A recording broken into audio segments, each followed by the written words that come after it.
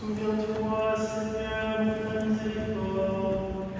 Sanctifie ceux qui veulent te servir, protège-les toujours.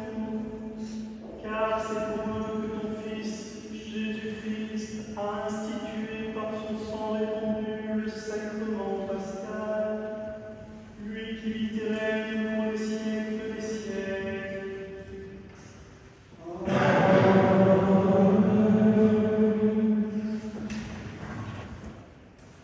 Lecture du livre du prophète Isaïe. Mon serviteur réussira, dit le Seigneur. Il montera, il s'élèvera, il sera exalté.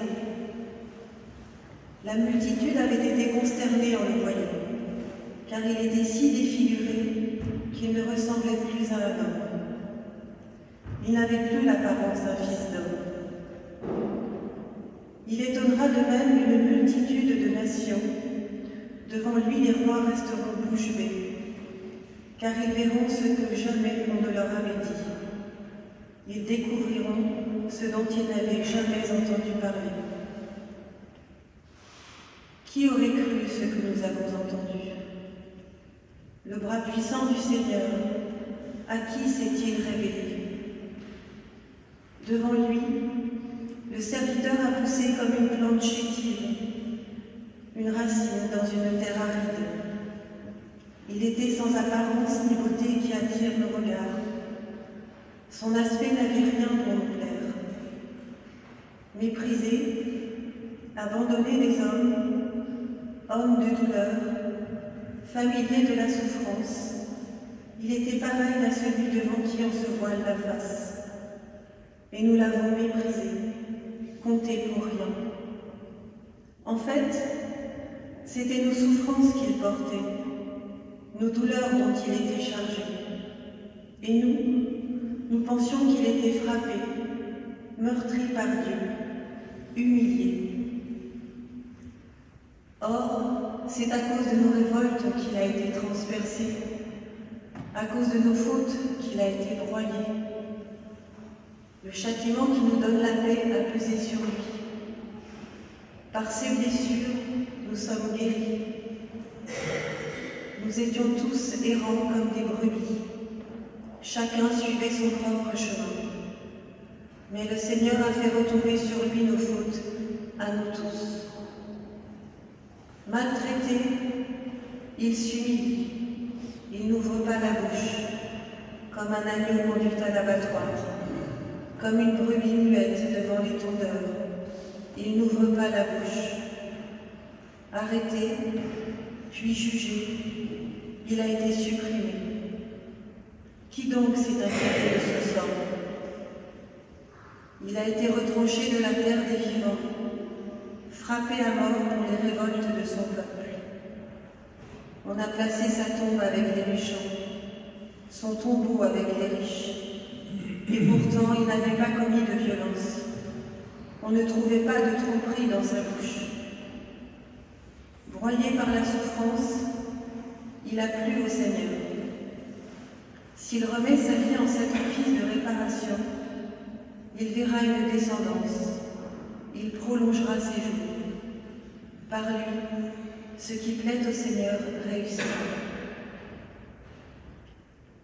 Par suite de ses tourments, il verra la lumière, la connaissance le comblera. Le juste, mon serviteur, justifiera les multitudes. Il se chargera de leurs fautes. C'est pourquoi, parmi les grands, je lui donnerai sa part. Avec les puissants, il partagera le butin. Car il s'est dépouillé de lui-même jusqu'à la mort. Et il a été compté avec les pécheurs, alors qu'il portait le péché des multitudes et qu'il intercédait pour les pécheurs. Parole du Seigneur.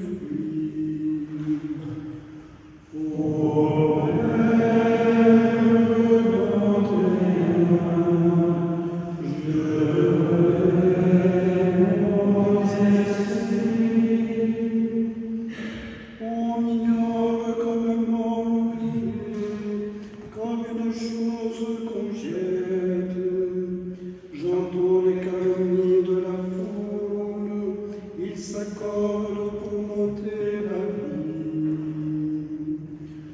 Ô Père, dans tes mains, je mets mon esprit.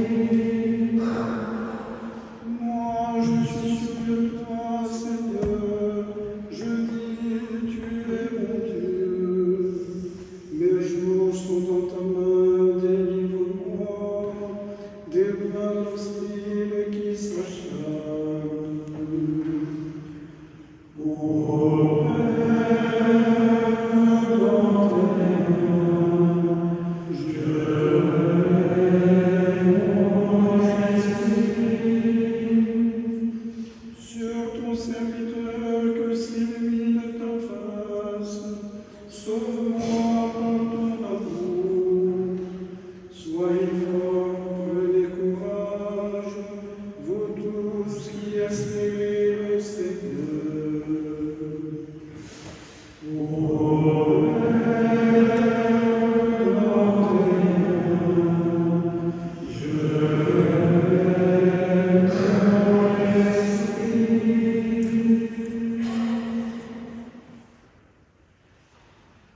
Lecture de la lettre aux Hébreux. Frères, en Jésus, le Fils de Dieu, nous avons le grand prêtre par excellence, celui qui a traversé les cieux. Tenons donc ferme l'affirmation de notre foi. En effet, nous n'avons pas un grand prêtre incapable de compatir à nos faiblesses, mais un grand prêtre éprouvé en toutes choses à notre ressemblance, excepté le péché. Avançons donc avec assurance vers le trône de la grâce pour obtenir miséricorde et recevoir, en temps voulu, la grâce de son secours.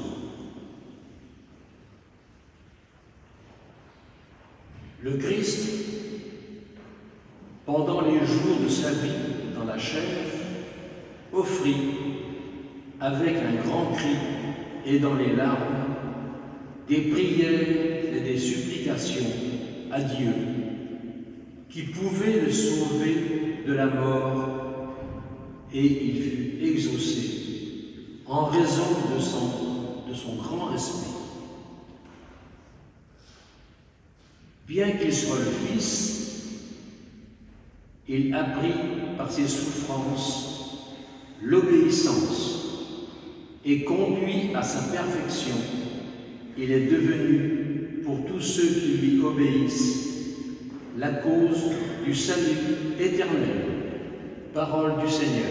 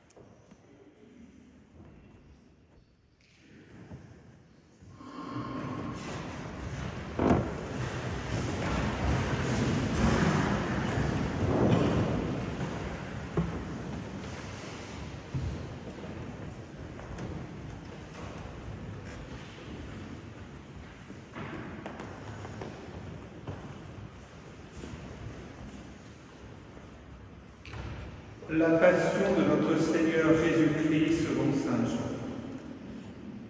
En ce temps-là, après le repas, Jésus sortit avec ses disciples et traversa le torrent du Cédron. Il y avait là un jardin dans lequel il entra avec ses disciples. Judas qui le livrait connaissait l'endroit lui aussi, car Jésus et ses disciples s'y étaient souvent réunis. Judas, avec un détachement de soldats, ainsi que des gardes envoyés par les grands prêtres et les pharisiens, arrive à cet endroit. Il avait des lanternes, des torches et des armes. Alors Jésus, sachant tout ce qui allait lui arriver, s'avança et leur dit : Qui cherchez-vous ? Ils lui répondirent : Jésus de Nazareth. Il leur dit : C'est moi, je le suis. Judas qui le livrait se tenait avec eux. Quand Jésus leur répondit : C'est moi, je le suis, ils reculèrent et ils tombèrent à terre. Il leur demanda de nouveau : Qui cherchez-vous ? Ils dirent : Jésus de Nazareth. Jésus répondit : Je vous l'ai dit, c'est moi, je le suis. Si c'est bien moi que vous cherchez, ceux-là, laissez-les partir. Ainsi s'accomplissait la parole qu'il avait dite : Je n'ai perdu aucun de ceux que tu m'as donnés. Or Simon-Pierre avait une épée. Il la tira, frappa le serviteur du grand prêtre et lui coupa l'oreille droite. Le nom de ce serviteur était Malchus. Jésus dit à Pierre : Remets ton épée au fourreau. La coupe que m'a donnée le Père, vais-je refuser de la boire ? Alors la troupe, le commandant et les gardes juifs se saisirent de Jésus et le ligoutèrent. Ils l'emmenèrent d'abord chez Anne, beau-père de Caïphe, qui était grand prêtre cette année-là. Caïphe était celui qui avait donné aux Juifs ce conseil : il vaut mieux qu'un seul homme meure pour le peuple. Or Simon-Pierre ainsi qu'un autre disciple suivaient Jésus. Comme ce disciple était connu du grand prêtre, il entra avec Jésus dans le palais du grand prêtre. Pierre se tenait près de la porte dehors. Alors l'autre disciple, celui qui était connu du grand prêtre, sortit, dit un mot à la servante qui gardait la porte, et fit entrer Pierre. Cette jeune servante dit alors à Pierre : N'es-tu pas toi aussi l'un des disciples de cet homme ? Il répondit : Non, je ne le suis pas. Les serviteurs et les gardes se tenaient là. Comme il faisait froid, ils avaient fait un feu de braise pour se réchauffer. Pierre était avec eux en train de se chauffer. Le grand prêtre interrogea Jésus sur ses disciples et sur son enseignement. Jésus lui répondit : Moi, j'ai parlé au monde ouvertement. J'ai toujours enseigné à la synagogue et dans le temple, là où tous les Juifs se réunissent. Et je n'ai jamais parlé en cachette. Pourquoi m'interroges-tu ? Ce que je leur ai dit, demande-le à ceux qui m'ont entendu. Eux savent ce que j'ai dit. À ces mots, un des gardes qui était à côté de Jésus lui donna une gifle en disant : C'est ainsi que tu réponds au grand prêtre. Jésus lui répliqua : Si j'ai mal parlé, montre ce que j'ai dit de mal. Mais si j'ai bien parlé, pourquoi me frapperais-tu ? Anne l'envoya, toujours ligoté, au grand prêtre Caïphe. Simon-Pierre était donc en train de se chauffer. On lui dit : N'es-tu pas toi aussi l'un de ses disciples ? Pierre le nia et dit : Non, je ne le suis pas. Un des serviteurs du grand prêtre, parent de celui à qui Pierre avait coupé l'oreille, insista : Est-ce que moi je ne t'ai pas vu dans le jardin avec lui ? Encore une fois, Pierre le nia, et aussitôt un coq chanta. Alors on emmène Jésus de chez Caïphe au prétoire. C'était le matin. Ceux qui l'avaient amené n'entrèrent pas dans le prétoire pour éviter une souillure et pouvoir manger l'agneau pascal. Pilate sortit donc à leur rencontre et demanda: Quelle accusation portez-vous contre cet homme? Ils lui répondirent: S'il n'était pas un malfaiteur, nous ne t'aurions pas livré cet homme. Pilate leur dit: Prenez-le vous-même et jugez-le suivant votre loi. Les Juifs lui dirent: Nous n'avons pas le droit de mettre quelqu'un à mort. Ainsi s'accomplissait la parole que Jésus avait dite pour signifier de quel genre de mort il allait mourir. Alors Pilate rentra dans le prétoire, il appela Jésus et lui dit: Es-tu le roi des Juifs? Jésus lui demanda: Dis-tu cela de toi-même, ou bien d'autres te l'ont dit à mon sujet? Pilate répondit: Est-ce que je suis juif, moi? Ta nation et les grands prêtres t'ont livré à moi. Qu'as-tu donc fait? Jésus déclara: Ma royauté n'est pas de ce monde. Si ma royauté était de ce monde, j'aurais des gardes qui se seraient battus pour que je ne sois pas livré aux Juifs. En fait, ma royauté n'est pas d'ici. Pilate lui dit: Alors tu es roi? Jésus répondit: C'est toi-même qui dis que je suis roi. Moi, je suis né, je suis venu dans le monde pour ceci, rendre témoignage à la vérité. Quiconque appartient à la vérité écoute ma voix. Pilate lui dit: Qu'est-ce que la vérité? Ayant dit cela, il sortit de nouveau à la rencontre des Juifs et il leur déclara: Moi, je ne trouve en lui aucun motif de condamnation. Mais chez vous, c'est la coutume que je vous relâche quelqu'un pour la Pâque. Voulez-vous donc que je vous relâche le roi des Juifs? Alors ils répliquèrent en criant: Pas lui, mais Barabbas. Or ce Barabbas était un bandit.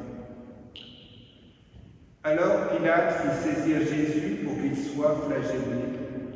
Les soldats dressèrent avec des épines une couronne qu'ils lui posèrent sur la tête. Puis ils le revêturent d'un manteau pourpre. Ils s'avançaient vers lui et il disait: Salut à toi, roi des Juifs. Et il le giflait. Pilate de nouveau sortit dehors et leur dit: Voyez, je vous l'amène dehors pour que vous sachiez que je ne trouve en lui aucun motif de condamnation. Jésus donc sortit dehors, portant la couronne d'épines et le manteau pourpre, et Pilate leur déclara: Voici l'homme. Quand ils le virent, les grands prêtres et les gardes se mirent à crier: Crucifie-le, crucifie-le. Pilate leur dit: Prenez-le vous-même et crucifiez-le. Moi, je ne trouve en lui aucun motif de condamnation. Ils lui répondirent: Nous avons une loi, et suivant la loi, il doit mourir, parce qu'il s'est fait fils de Dieu. Quand Pilate entendit ces paroles, il redoubla de crainte. Il rentra dans le prétoire et dit à Jésus: D'où es-tu? Jésus ne lui fit aucune réponse. Pilate lui dit alors: Tu refuses de me parler à moi? Ne sais-tu pas que j'ai pouvoir de te relâcher et pouvoir de te crucifier? Jésus répondit: Tu n'aurais aucun pouvoir sur moi si tu ne l'avais reçu d'homme. C'est pourquoi celui qui m'a livré à toi porte un péché plus grand. Dès lors, Pilate cherchait à le relâcher, mais les Juifs se mirent à crier: Si tu le relâches, tu n'es pas un ami de l'empereur. Quiconque se fait roi s'oppose à l'empereur. En entendant ces paroles, Pilate amena Jésus au dehors. Il le fit asseoir sur une estrade, au lieu dit le dallage, en hébreu Gabata. C'était le jour de la préparation de la Pâque, vers la 6e heure, environ midi. Pilate dit aux Juifs: « Voici votre roi. » Alors ils crièrent: « À mort, à mort, crucifie-le. » Pilate leur dit: « Vais-je crucifier votre roi? » Les grands prêtres répondirent: « Nous n'avons pas d'autre roi que l'empereur. » Alors il leur livra Jésus pour qu'il soit crucifié. Ils se saisirent de Jésus et lui-même, portant sa croix, sortit en direction du lieu dit le crâne ou calvaire, qui se dit en hébreu Golgotha. C'est là qu'ils le crucifièrent et 2 autres avec lui, un de chaque côté et Jésus au milieu. Pilate avait rédigé un écriteau qu'il fit placer sur la croix. Il était écrit: Jésus le Nazaréen, roi des Juifs. Beaucoup de Juifs lurent cet écriteau parce que l'endroit où l'on avait crucifié Jésus était proche de la ville et que c'était écrit en hébreu, en latin et en grec. Alors les grands prêtres des Juifs dirent à Pilate: « N'écris pas roi des Juifs, mais cet homme a dit: je suis le roi des Juifs. » Pilate répondit: « Ce que j'ai écrit, je l'ai écrit. » Quand les soldats eurent crucifié Jésus, ils prirent ses habits. Ils en firent 4 parts, une pour chaque soldat. Ils prirent aussi la tunique. C'était une tunique sans couture, tissée toute d'une pièce de haut en bas. Alors ils se dirent entre eux: « Ne la déchirons pas, désignons par le sort celui qui l'aura. » Ainsi s'accomplissait la parole de l'Écriture. Ils se sont partagés mes habits. Ils ont tiré au sort mon vêtement. C'est bien ce que firent les soldats. Or, près de la croix de Jésus se tenait sa mère, et la sœur de sa mère, Marie, femme de Cléophas, et Marie-Madeleine. Jésus, voyant sa mère, et près d'elle le disciple qu'il aimait, dit à sa mère: « Femme, voici ton fils. » Puis il dit aux disciples: « Voici ta mère. » Et à partir de cette heure-là, le disciple l'a pris chez lui. Après cela, sachant que tout désormais était achevé, pour que l'Écriture s'accomplisse jusqu'au bout, Jésus dit: « J'ai soif. » Il y avait là un récipient plein d'une boisson vinaigrée. On fixa donc une éponge remplie de ce vinaigre à une branche d'hysope, et on l'approcha de sa bouche. Quand il eut pris le vinaigre, Jésus dit: « Tout est accompli. » Puis, inclinant la tête, il remit l'esprit.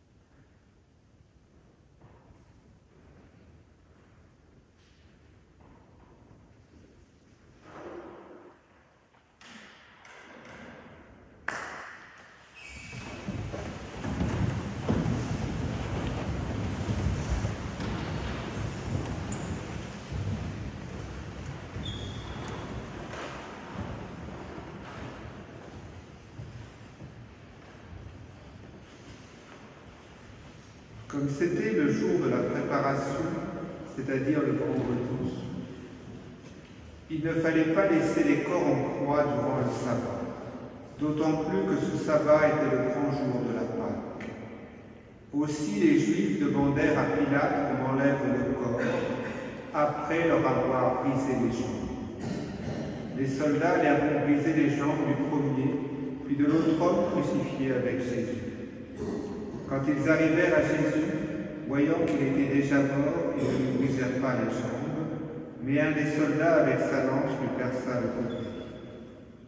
Et aussitôt il en sortit du sang et de l'eau. Celui qui a vu rend témoignage, et son témoignage est véridique. Et celui-là sait qu'il vit vrai, afin que vous aussi vous croyiez.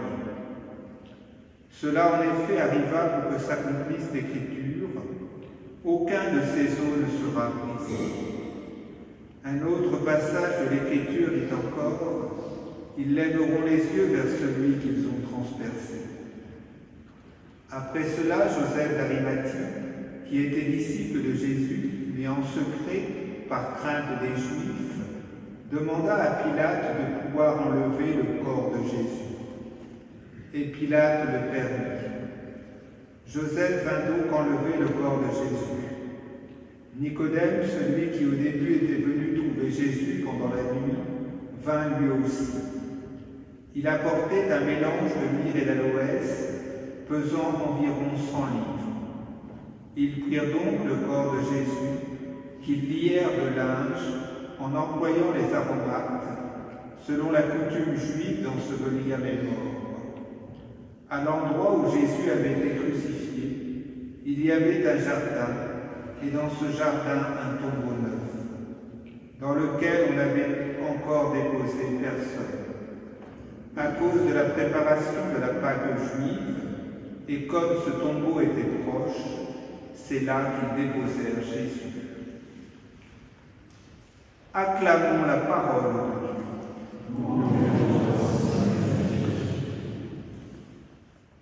Entrons maintenant, chers frères et sœurs, dans la grande prière universelle de l'Église.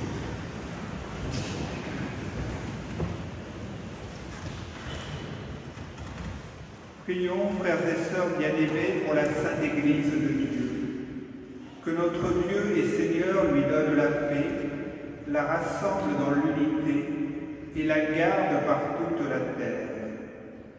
Qu'il nous accorde une vie calme et paisible pour glorifier Dieu le Père Tout-Puissant.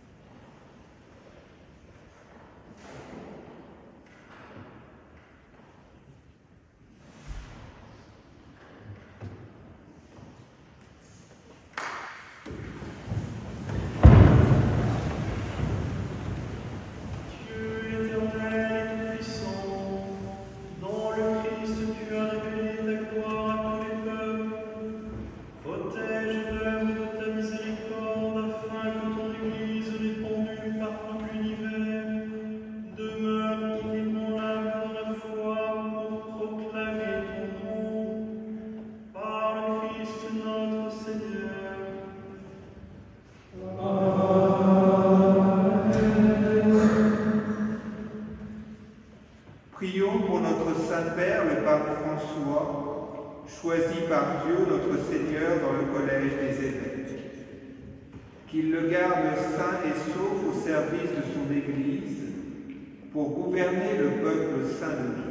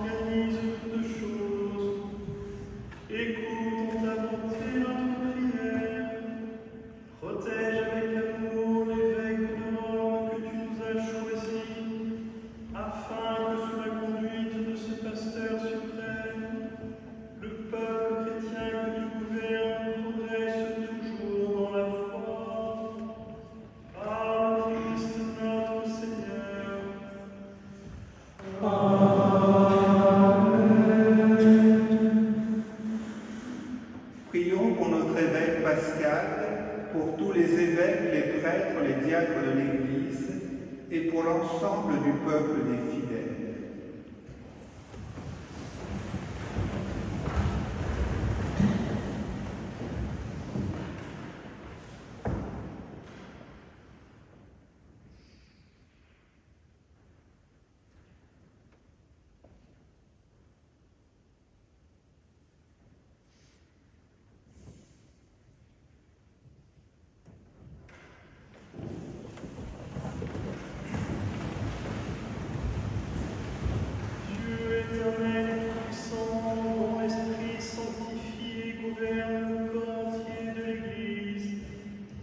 Exauce les prières que nous t'adressons pour tes ministres, afin que par le don de ta grâce, tout ton peuple te serve avec fidélité.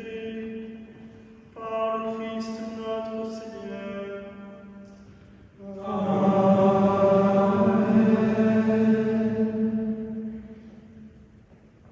Prions pour les catéchumènes.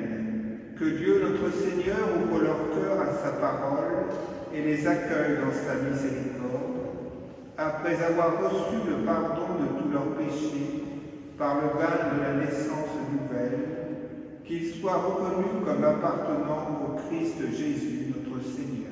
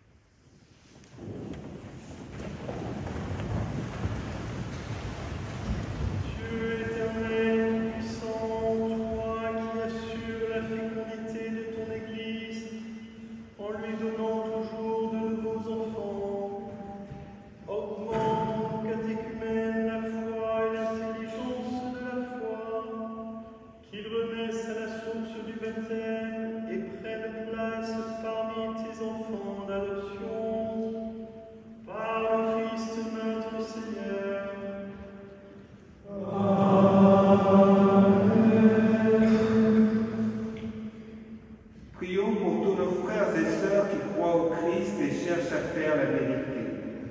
Que le Seigneur notre Dieu les rassemble et les garde dans son unique Église.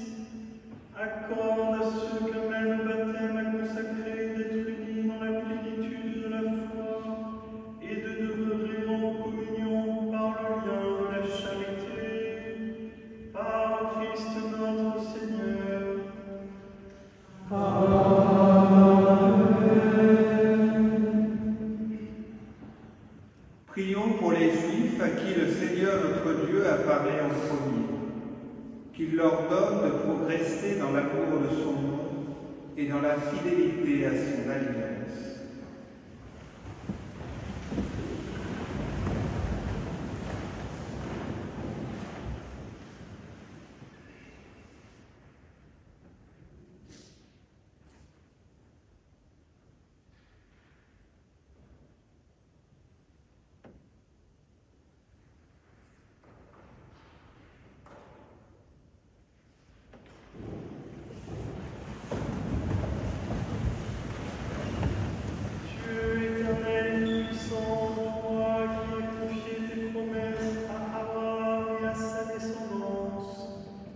Écoute avec bonté les prières de ton Église. Donne au peuple que tu as choisi en premier, de par parvenir à la plénitude de la rédemption. Par le Christ notre Seigneur.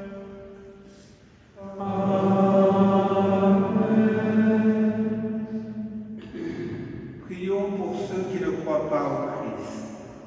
Demandons qu'à la lumière de l'Esprit Saint, ils puissent s'engager eux aussi sur le chemin du salut.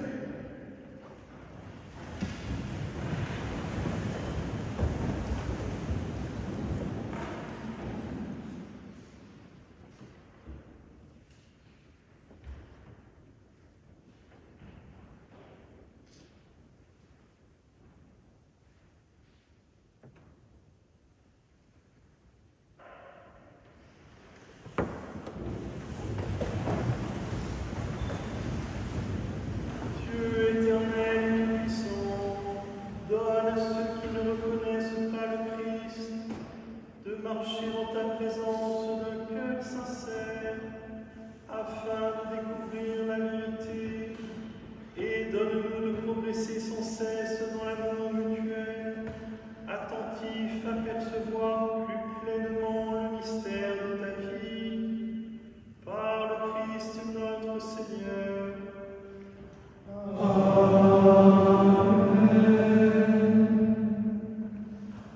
Prions pour ceux qui ne connaissent pas Dieu. Demandons qu'en recherchant d'un cœur sincère ce qui est droit, ils puissent parvenir jusqu'à Dieu lui-même.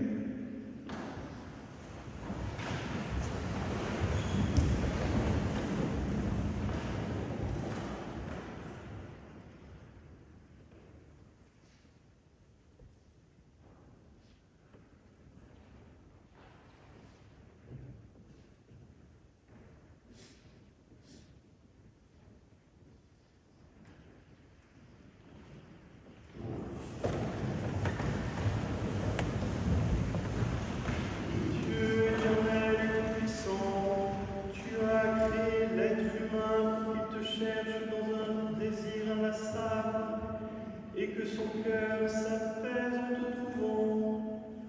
Nous t'en prions, fais que tous, au milieu des difficultés qui leur font obstacle, discernent les signes de ta tendresse et perçoivent le témoignage des œuvres bonnes de ceux qui croient en toi, afin d'avoir le bonheur de te connaître, toi le seul vrai Dieu et notre Père, par le Christ notre Seigneur.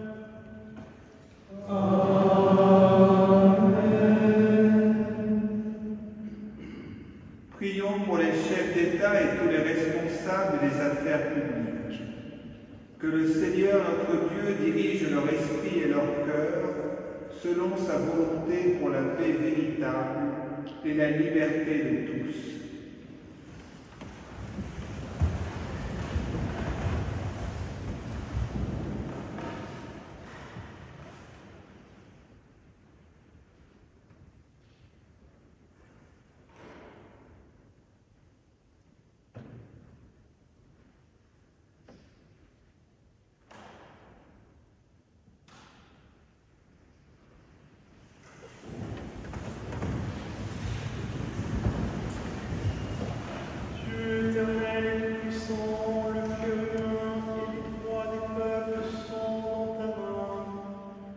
Regarde avec bienveillance ceux qui exercent le pouvoir sur nous.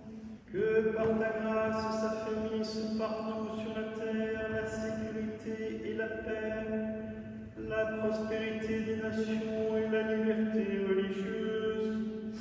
Par le Christ notre Seigneur.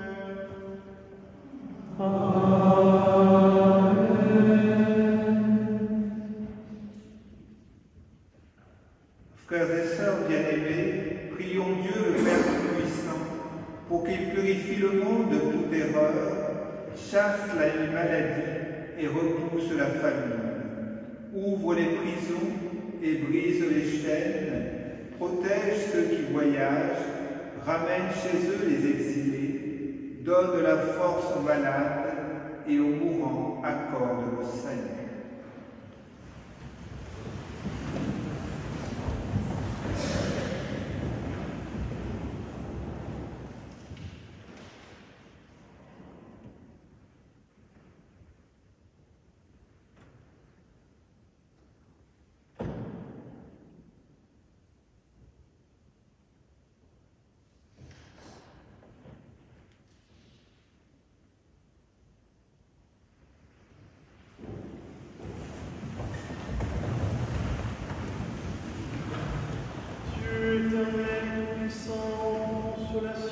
affligés, force de ceux qui peinent. Entends les prières de ceux qui crient vers toi, quelle que soit leur souffrance. Que tous aient la joie de trouver dans leur détresse le secours de ta miséricorde. Par le Christ notre Seigneur. Amen.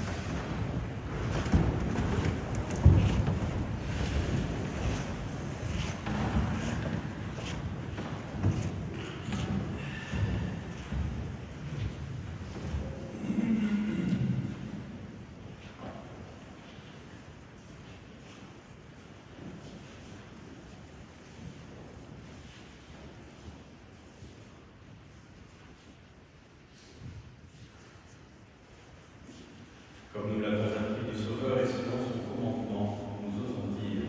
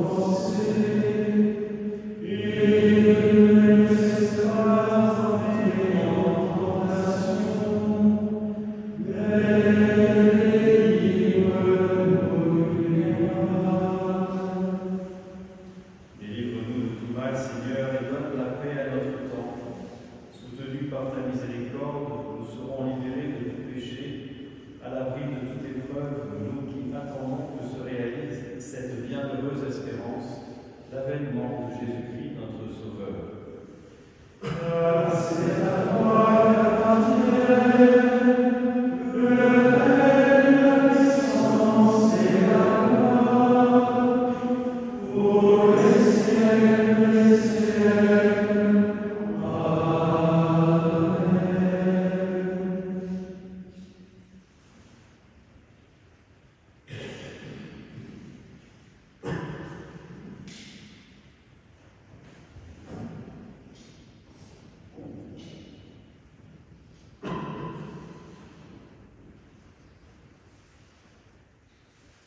Voici l'agneau de Dieu, voici celui qui ôte le péché du monde. Heureux les invités au repas des noces de l'agneau.